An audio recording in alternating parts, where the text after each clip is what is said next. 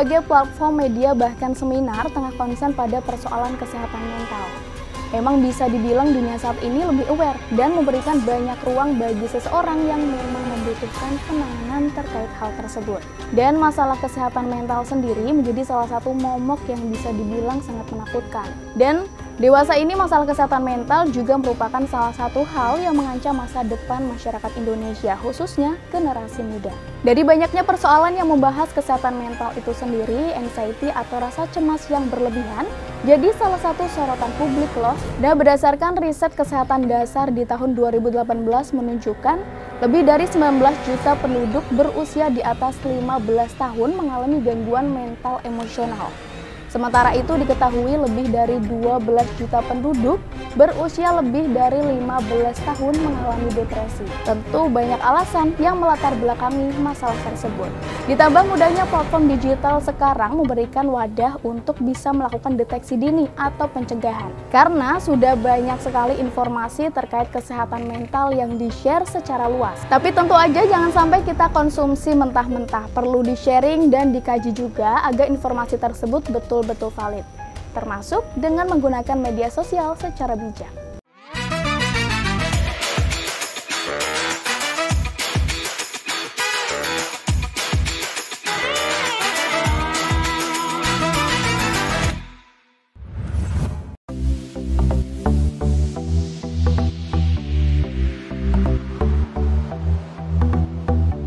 Sebagian orang pasti pernah mengalami cemas dalam hidupnya, misalnya aja ketika harus mengambil suatu keputusan yang penting atau terdapat masalah dalam dunia kerjanya. Dan sebetulnya rasa cemas yang timbul itu normal aja, karena hal tersebut merupakan respon yang dialami saat seseorang mengalami stres. Tapi yang patut diwaspadai adalah ketika seseorang mengalami perasaan cemas yang biasanya ditandai dengan rasa khawatir, takut, atau bahkan gelisah yang berlebihan. Dalam banyak kasus, cemas berlebihan dapat mengakibatkan kerja organ tubuh seperti lambung, paru-paru, dan bahkan jantung menjadi nggak normal. Seringkali penderita dengan kecemasan yang tinggi merasa seolah-olah akan meninggal karena dada sesak atau perut yang sakit, bahkan jantung yang berdebar lebih cepat dari biasanya yang mungkin bisa menyebabkan lemas.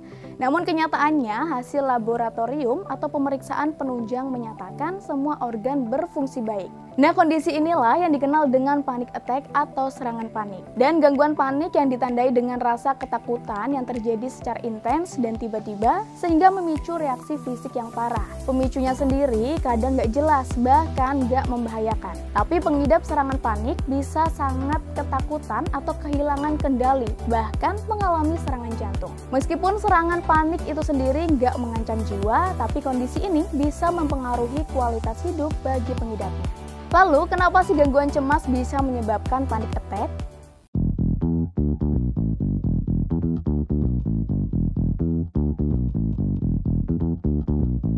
Gangguan cemas bisa terjadi ketika coping mechanism seseorang udah nggak mampu menangani rasa cemas, sehingga terjadi kesalahan di dalam otak yang membuat seseorang mengira terdapat bahaya atau ancaman, meskipun sebenarnya nggak ada.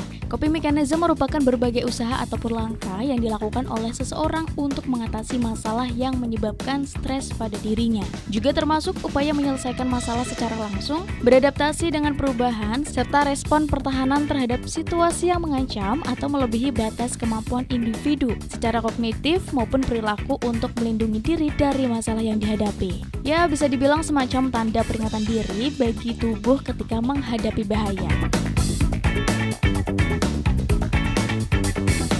Dan tahu nggak, jumlahnya pengidapnya tuh cukup masif loh, karena ternyata sepertiga dari populasi dunia pernah mengalami kecemasan dalam masa hidup mereka, termasuk bagi anak-anak dan juga remaja. Di Indonesia sendiri ternyata ada survei yang telah dilakukan oleh tim peneliti di Fakultas Kesehatan Universitas Indonesia kepada anak muda usia 16 hingga 24 tahun yang menemukan lebih dari 95% responden menyatakan mereka pernah mengalami gejala kecemasan. Dan 88% pernah mengalami gejala depresi. Menurut sebuah survei oleh Ipsos Institute, pandemi virus corona telah memperburuk kesehatan mental hampir setengah dari jumlah orang dewasa di 30 negara. Terus pada titik mana dong kecemasan yang pertama, seperti kekhawatiran, ketakutan, atau ketidaknyamanan ketika menghadapi suatu peristiwa penting, berkembang menjadi kecemasan kedua, atau lebih tepatnya, masalah kesehatan yang begitu parah hingga membuat banyak orang merasa lumpuh sampai nggak bisa kerja. Ini biasanya terjadi ketika respon alami terhadap ancaman atau ketidakpastian menjadi terlalu intens atau terlalu sering, dan mengakibatkan gangguan kesehatan mental dengan gejala seperti mual, nafas pendek, hilang selera makan, insomnia, bahkan gak bisa kalau ketemu dengan orang lain atau keluar rumah. Para ahli belum tahu pasti siapa penyebab kondisi ini, tapi mereka udah punya jawaban tentang kapan sebaiknya meminta pertolongan, apa pemicu yang paling umum hingga perawatan paling efektif, dan kaitan kuat antara gangguan kecemasan dan penyakit lainnya. Antonio Geraldo da Silva, Presiden Asosiasi Psikiatri Brazil, pernah mengatakan bahwa anxiety disorder jarang terjadi dalam isolasi. Anxiety pasti disertai gangguan mental lain seperti depresi dan gangguan penggunaan obat-obatan dalam 60% sampai 90% kasus. Meskipun udah ada berbagai studi tentang kecemasan dan jumlah orang yang terdampak sangat banyak, penting untuk ditekankan bahwa kondisi mental ini masih merupakan tantangan besar bagi para ahli. Anxiety disorder biasanya nggak terdiagnosis dan diperkirakan bahkan setengah dari individu yang mengalaminya nggak mendapatkan diagnosis yang tepat. Para ahli juga mengatakan kamu perlu waspada dan segera mencari bantuan profesional ketika kecemasan menjadi hal yang konstan, mempengaruhi kualitas hidup, bahkan melibatkan lebih dari pemicunya. Dalam istilah yang lebih konkret, ketika kamu mungkin merasa cemas atau khawatir secara berlebihan hampir setiap hari selama seenggaknya 6 bulan, lalu mengalami gejala fisik seperti gemetar, keringat berlebihan, jantung berdebar-debar, perasaan lemas atau ketegangan otot, sulit memulai tidur, sering terbangun tengah malam atau bahkan tidur nggak bisa nyenyak, memiliki pikiran yang bermasalah alias pikiran berulang-ulang yang negatif, dan sulit untuk mengendalikan kekhawatiran atau pikiran cemas. Lalu mulai mengalami perubahan perilaku seperti menghindari situasi atau tempat tertentu yang memang memicu kecemasan atau melakukan tindakan berulang sebagai respon terhadap kecemasan. Perasaan gak nyaman secara sosial yang ditandai dengan kecemasan yang intens dalam situasi sosial atau saat berinteraksi dengan orang lain. Nah, ketidaknyamanan pada situasi tertentu atau terlalu cemas dan takut bisa menjadi beberapa gejala yang mungkin kamu terindikasi anxiety disorder, sehingga sangat penting buat kamu untuk mencari bantuan profesional. Dan sekali lagi, jika kamu merasa pernah atau bahkan tengah mengalami gejala tersebut, bukan berarti bisa mendiagnosa bahwa kamu mengidap anxiety. Namun, dengan informasi tadi, kamu bisa mendeteksi lebih dini dan lebih aware terhadap diri sendiri. Tapi jika kamu mengalami hal serupa dan merasa mengganggu aktivitas sehari-hari, Kintana saranin untuk mencari bantuan profesional. Kamu dapat menghubungi psikiater, psikolog, atau bahkan terapis yang memang berpengalaman dalam pengobatan anxiety disorder. Dan usai jeda berikut, Kintana masih akan kembali. Jangan kemana-mana, tetap di Before After.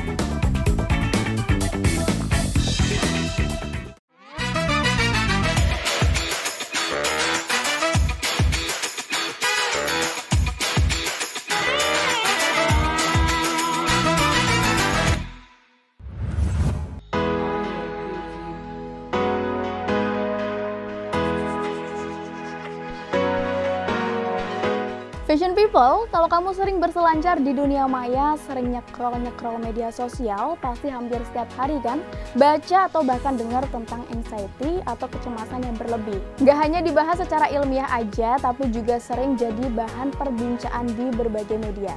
Dan ternyata emang banyak juga nih orang-orang yang ngaku kalau dirinya mengidap anxiety disorder, atau lebih tepatnya gangguan kecemasan yang muncul dari amigdala atau wilayah otak yang mengatur respon emosional yang kuat. Dan biasanya perasaan cemas bakal hilang jika pemicunya udah bisa diatasi. Tapi kalau perasaan cemasnya nggak hilang-hilang, sehingga menimbulkan gangguan aktivitas sehari-hari jadi terganggu atau yang biasa disebut dengan gangguan anxiety disorder. Sebelum kita berbicara tentang tanda-tanda anxiety, aku mau bahas dulu nih tentang jenis-jenis gangguan kecemasan. Berikut VT-nya. Shine bright up all night, we're never slowing down. Fall in love, drunk mistakes, we're bound to hit Jenis-jenis gangguan kecemasan yang pertama adalah gangguan kecemasan umum atau GAD. GAD biasanya ditandai dengan rasa khawatir dan tegang yang berlebihan.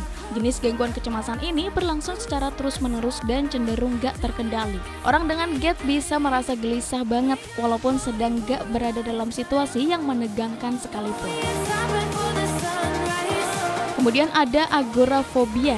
Agorafobia membuat pengidapnya merasa takut dan sering menghindari tempat atau situasi yang menimbulkan perasaan panik, terjebak, gak bisa minta tolong, atau bahkan malu. Selanjutnya ada gangguan kecemasan karena kondisi medis tertentu.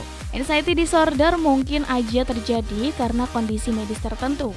Artinya, perasaan cemas dan panik secara berlebihan bisa muncul karena adanya masalah pada kondisi fisik kita. Yang keempat ada gangguan panik atau panic disorder. Berbeda dengan kecemasan biasa, serangan panik pada pengidap panic disorder bisa muncul secara tiba-tiba dan berulang kali tanpa adanya alasan yang jelas. Seseorang yang mengalami kondisi ini umumnya juga menunjukkan gejala fisik seperti keluar keringat berlebih, nyeri dada, sakit kepala, nafas memburu, dan bahkan detak jantung yang gak beraturan. Yang kelima ada bisu selektif. Gangguan kecemasan yang satu ini ditandai dengan anak yang gak bisa berbicara pada kondisi tertentu. Contohnya aja, anak yang mendadak gak bisa bicara saat berada di sekolah, padahal ia sebenarnya gak mengalami masalah dalam berbicara saat berada di rumah atau di tempat lain. Selanjutnya ada fobia spesifik. Fobia merupakan ketakutan yang berlebihan dan terus-terusan terhadap suatu objek, situasi, atau aktivitas tertentu yang umumnya nggak berbahaya. Dan terakhir ada gangguan kecemasan yang dipicu oleh zat ataupun obat. Gangguan kecemasan ini terjadi setelah seseorang menggunakan obat, alkohol, atau zat adiktif lainnya. Gejalanya bisa timbul akibat paparan zat beracun maupun gejala putus obat. Kalau tanda-tanda dan gejala anxiety disorder sendiri sebenarnya tergantung pada jenis gangguan kecemasan yang dialami oleh pengidapnya. Secara setiap orang itu kan pasti pernah mengalami cemas, deg-degan, panik ketika akan melakukan sesuatu. Terus gimana dong cara ngebedain cemas biasa dengan cemas karena anxiety disorder? Berikut adalah tanda dan gejala gangguan kecemasan secara umum. Check the mic and make sure it sound right, boys. Yang pertama, rasa takut yang berlebih dan gak masuk akal. Nah, ketika kita ngerasa takut secara berlebihan karena suatu hal seperti ketinggian, ruang sempit, dan sebagainya, maka itu disebut sebagai fobia. Biasanya kalau kita takutnya kebangetan, maka kita pun bakal kesulitan menggunakan kemampuan secara normal. Misalnya aja kita takut sama jarum atau aktivitas suntik-menyuntik. Padahal hal tersebut kadang gak bisa kita hindari. Kita harus melakukan imunisasi misalnya vaksin, cek darah, dan sebagainya. Kalau kita ngerasa takut yang berlebih, yang terjadi kita tuh bisa gemeter hebat. Gak bisa jalan karena pusing, gak bisa ngomong karena mual, bahkan ada yang sampai pingsan. Nah, rasa gelisah yang berlebih sendiri merupakan gejala anxiety disorder yang umum banget dirasakan. Biasanya mereka yang mengalami gangguan ini akan merasa gelisah banget ketika menghadapi suatu momen tertentu. Padahal jika kejadian yang sama menimpa seseorang yang gak memiliki gangguan ini, mungkin tetap akan sama-sama gelisah, tapi gak akan sampai merasa terbebani. Bagi penderita anxiety disorder, perasaan gelisah akan menjadi sangat menyiksa karena ketika perasaan itu muncul, mereka akan kesulitan untuk mengontrolnya. Rasa cemas atau gelisah yang berlebih inilah yang sering mengganggu penderita anxiety. Selanjutnya, ada sering merasa lelah. Mudah merasa lelah merupakan salah satu gejala yang mengarah pada anxiety disorder. Biasanya rasa lelah itu muncul dikarenakan rasa cemas atau khawatir yang berlebihan. Untuk beberapa orang, rasa lelah bisa terjadi setelah mereka merasakan serangan kecemasan. Tapi perlu kamu ketahui juga bahwa sering dan mudah lelah nggak serta-merta bisa dijadikan tolak ukur untuk mengetahui apakah seseorang tersebut memiliki anxiety disorder ataupun enggak. Selanjutnya adalah susah konsentrasi. Banyak orang yang mengidap anxiety disorder mengalami kesulitan untuk berkonsentrasi. Gimana enggak? Ketika kita ingin mengerjakan suatu pekerjaan tapi dikarenakan satu sebab, kita jadi lebih mudah terpicu untuk merasa khawatir dan gelisah berlebih, merasa takut, dan sebagainya. Selanjutnya adalah gampang marah. Nah, bagi para pengidap anxiety akan memiliki kecenderungan gampang marah. Menurut sebuah studi yang melibatkan 6.000 orang dewasa, lebih dari 90% orang yang memiliki gangguan kecemasan cenderung mudah marah ketika mereka sedang merasa cemas. Gejala selanjutnya adalah gangguan tidur. Nah, gangguan tidur juga merupakan salah satu gejala yang sering dikaitkan dengan anxiety disorder. Gangguan tidur di sini tuh maksudnya ketika seseorang benar-benar sulit untuk tidur atau malah ngerasa selalu pengen tidur terus. Ada satu penelitian yang mengatakan bahwa memiliki insomnia pada usia muda bisa berkaitan dengan pengembangan rasa cemas berlebih di masa yang akan datang. Nah, hampir 1.000 orang dengan usia di atas 20 tahun menemukan bahwa insomnia di masa kanak-kanak dapat memancing peningkatan 60% resiko gangguan kecemasan pada usia 26 tahun. Itulah tanda-tanda yang paling sering terjadi ketika kita memiliki rasa cemas yang berlebihan. Dan FYI bahwa setiap diri kita itu berpotensi terkena gangguan anxiety atau gangguan mental. Makanya perlu banget nih untuk kita bisa mengendalikan kesehatan dan kebahagiaan diri sendiri. Salah satunya dengan cara me time. Karena dengan me time akan membawa kita pada kesabaran yang lebih besar dan sikap yang lebih positif terhadap hubungan sosial. Dan dengan me time itu sendiri, bagi kebanyakan orang tentu berbeda. Ada yang merasa rebahan di kamar seharian udah termasuk me time, atau menghabiskan waktu untuk olahraga juga termasuk me time. Nah, buat kamu yang mungkin gak mau gitu-gitu aja atau pengen sesuatu yang beda, mungkin bisa tiru cara me time ala before after. Yang pertama, aktivitas ini mungkin udah jadi hobi bagi kebanyakan orang. Yap, betul banget, membaca buku. Ternyata dengan membaca buku dapat membantu mengalihkan pikiran dari rutinitas yang menjenuhkan menjadi dapat membangkitkan semangat baru. Kemudian, gak jauh-jauh dari buku, kamu juga bisa mengisi waktu me time dengan menulis jurnal atau journaling. Dan cara ini ternyata mampu membantu kamu untuk menyaring ide, mengatur pikiran, dan menguraikan stres yang dirasakan. Dan cara me time selanjutnya kamu bisa isi dengan jalan-jalan santai. Jalan kaki sambil dengerin musik adalah cara untuk menggabungkan aktivitas fisik dengan hiburan. Selain menyenangkan dan dapat menyehatkan tubuh, cara ini juga bisa mengurangi stres dan memberikan manfaat bagi kebugaran fisik. Selanjutnya, kamu juga bisa mengisi waktu me time kamu dengan berolahraga. Cara ini terbukti ampuh untuk melepaskan tekanan dan juga stres. Kamu juga bisa melakukan olahraga outdoor atau dengan alam, seperti bersepeda, hiking, atau bahkan panjat tebing. Kalau aktivitas tadi belum cukup buat me time kamu juga bisa melakukan aktivitas lainnya, seperti membersihkan rumah, nonton film, dan yang terakhir kamu bisa lakukan meditasi dan juga relaksasi. Ternyata meditasi dan latihan relaksasi adalah cara yang bagus untuk menenangkan pikiran dan juga tubuh selama me time. Cara ini membantu mengurangi stres, meningkatkan keseimbangan emosi, dan juga memberikan ketenangan dalam kehidupan sehari-hari. Sesaat lagi masih ada informasi lain yang akan kita bahas, so tetap di Before After. It sound right, boy.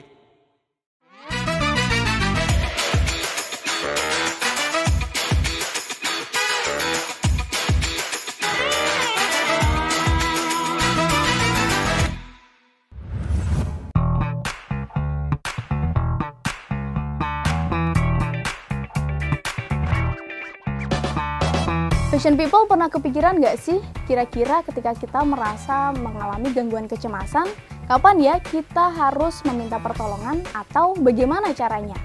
Dan seperti yang udah Kintana jelasin tadi, bahwa anxiety ini bisa mengganggu stabilan kehidupan seseorang. Jadi meminta pertolongan menjadi langkah penting dalam mengatasi masalah tersebut. Tapi masalahnya banyak orang kadang masih bingung dan juga takut atau bahkan menyepelekan masalah ini. Nah, berikut ini ada beberapa informasi penting tentang kapan kita butuh pertolongan orang lain. Nah, kapan sih kita harus meminta pertolongan? Yang pertama, jika kecemasan mengganggu kehidupan sehari-hari.